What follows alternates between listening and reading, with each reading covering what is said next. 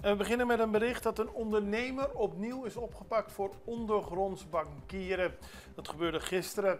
Het Recherche Samenwerkingsteam, RST, onder leiding van de rechtercommissaris, heeft toen huiszoekingen verricht bij de Curaçaose bedrijven Luna Park en Hardware House en in een woning. Die huiszoekingen vonden plaats naar aanleiding van een strafrechtelijk onderzoek met de naam Java. En daarvoor is de 44-jarige WSC opgepakt.